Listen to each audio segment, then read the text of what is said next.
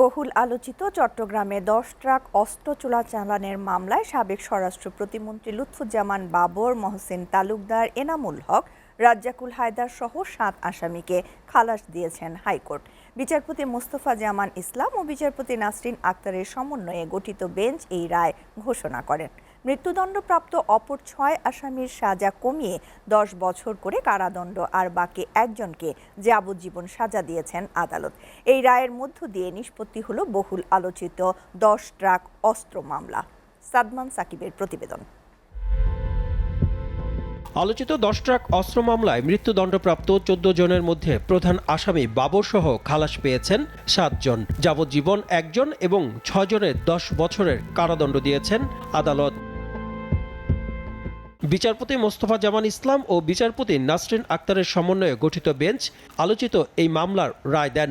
এর মধ্য দিয়ে শেষ হল ১০ ট্রাক অস্ত্র চোরাচালান মামলা। মামলার প্রধান আসামি সাবেক স্বরাষ্ট্র প্রতিমন্ত্রী লুৎফুজ্জামান বাবরের আইনজীবী জানান, রাজনৈতিক উদ্দেশ্যে দ্বিতীয় তদন্তের মাধ্যমে বাবরকে আসামি করা হয়েছে। এই মামলার সাথে বাবরের কোনো সম্পৃক্ততা নেই বলেও জানান তিনি। জনাব লুৎফুজ্জামান বাবরকে মামলার প্রধান আসামি করা হয়েছিল দ্বিতীয় তদন্তের ভিত্তিতে। এই জনাব লুৎফুজ্জামান বাবরকেও আজকে খালাস দিয়েছেন এই কথা বলে যে তিনি রাজনৈতিক উদ্দেশ্যের ভিকটিম শিকার এবং তার বিরুদ্ধে সুনির্দিষ্ট কোনো তথ্য প্রমাণ কেউ হাজির করতে পারেনি। ২৮ জন সাক্ষী হয়ে যাওয়ার পরে নতুন করে অ্যাপ্লিকেশন দিয়ে তদন্ত করে ফার্দার ইনভেস্টিগেশনে বাবর সাহেবকে আসামি করা হয়েছিল। ১৪ জনের ভিতরে ৭ জনকে খালাস দিয়েছেন, ৬ জনকে ১০ বছরের সাজা দিয়েছেন এবং একজনকে যাবজ্জীবন সাজা দিয়েছেন।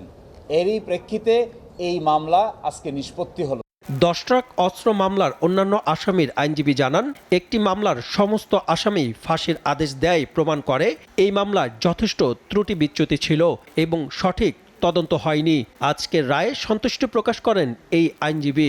এই মামলাটায় এটা কোর্ট বলেছে যে এই মামলার তদন্তে যথেষ্ট ত্রুটি বিচ্যুতি আছে।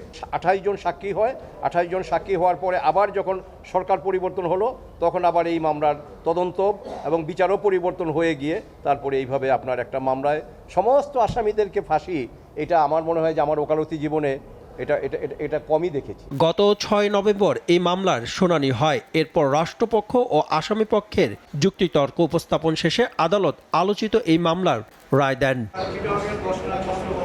সাদমান সাকিব, এসএটিভি, ঢাকা।